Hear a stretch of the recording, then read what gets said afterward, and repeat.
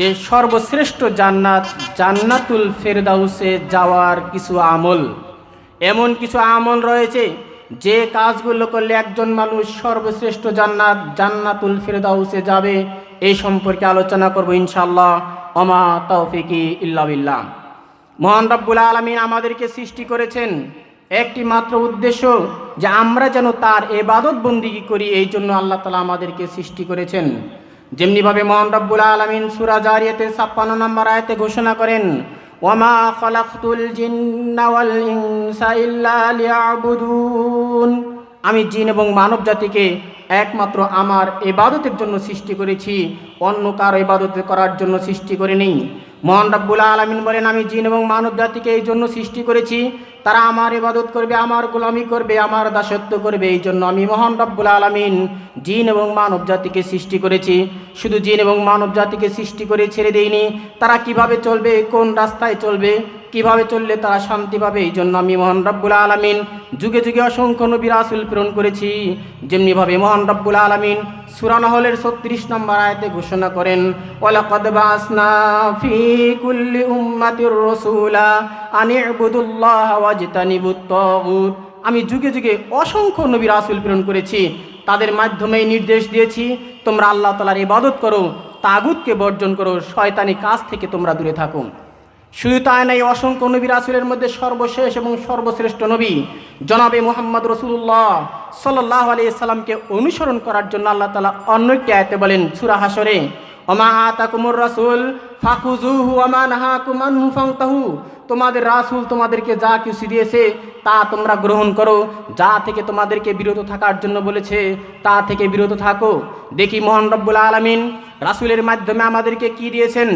নবী করিম সাল্লাল্লাহু আলাইহি সাল্লাম বিদায় হজের বাণীতে, সর্বশেষ বিদায় হজের বাণীতে একটি হাদিস বলেছিলেন, তারাকতু ফীকুম আমরাইন লান তাদাল্লু মা তামাসসাকতুম বিহিমা কিতাবাল্লাহি ওয়া সুন্নাতি রাসূলি, আমি তোমাদের মধ্যে এমন দুটি জিনিস রেখে যাচ্ছি, এই দুটি জিনিস তোমরা যতক্ষণ পর্যন্ত মজবুত করে ধরে রাখতে পারবে, আঁকড়িয়ে ধরে রাখতে পারবে, মেনে চলতে পারবে, ততক্ষণ পর্যন্ত তোমরা পথভ্রষ্ট হবে না, অন্যায় পথে চলবে না। যখনই তোমরা এগুলো ছেড়ে দিবে তখনই তোমরা অন্যায় পথে চলে যাবে।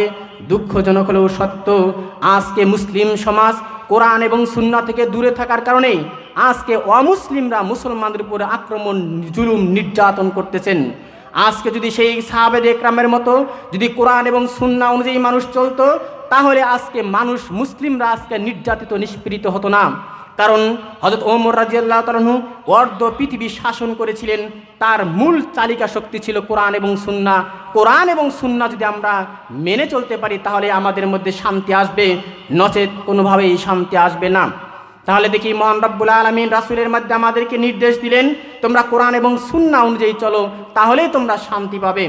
এবং কোরআন এবং সুন্নাহ অনুযায়ী চলতে গেলে জান্নাতুল ফেরদাউসে যেতে হলে কি কি করতে হবে এ সম্পর্কে মহান রব্বুল আলামিন অনেকটি আয়াতে ঘোষণা করেন।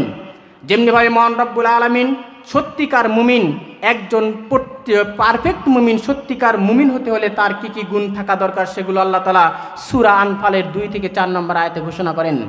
মহান রব্বুল আলামিন বলেন, ইন্নামাল মুমিনুনা আল্লাযীনা ইযা যুকিরাল্লাহু ওয়াজিলাত কুলুবুহুম, মুমিনদের গুণাবলীর মধ্যে 1 নম্বর গুণাবলী হচ্ছে যখন তারা আল্লাহ তাআলার আয়াতসমূহকে, আল্লাহ তাআলার নিদর্শন সমূহকে, আল্লাহ তাআলা সম্পর্কে যখন তাদের সামনে আলোচনা করা হয় তখন তাদের অন্তরটা ভীত হয়ে যায়, অন্তরটা নরম হয়ে যায়। এগুলো মুমিনদের 1 নম্বর বৈশিষ্ট্য। 2 নম্বর বৈশিষ্ট্য মহান রব্বুল আলামিন বলেন, ওয়াইদা তুলিয়াত আলাইহিম আয়াতুহু যাদাতুহুম ঈমানাও ওয়া আলা রাব্বিহিম ইয়াতাওয়াক্কালুন। 2 নম্বর বৈশিষ্ট্য হচ্ছে মুমিনদের যখন মহান রব্বুল আলামিনের ঐশী বাণী আল কোরআন যখন তেলাওয়াত করা হয়, কোরআনের যখন ব্যাখ্যা করা হয়, কোরআনের যখন অনুবাদ করা হয়, তখন তাদের ঈমান বৃদ্ধি পায়। ঠিক কি না? কারণ আমরা এখানে যারা বসে আছি তাদের ঈমান এবং রাস্তাঘাটে যারা বসে আছে তাদের ঈমান কি ঠিক এক সমান? কখনোই এক সমান হবে না। কারণ মহান রব্বুল আলামিন অন্য একটি আয়াতে বলেন যে, কুল হাল ইয়াস্তাবিল্লাযীনা ইয়ালামুনা ওয়াল্লাযীনা লা ইয়ালামুন, হে নবী আপনি বলে দিন, যারা জানে এবং যারা জানে না তারা কখনো সমান হতে পারে না। যারা জানে তারা হচ্ছে দিনের আলোর মতো, আর যারা জানে না তারা হচ্ছে রাতের অন্ধকারের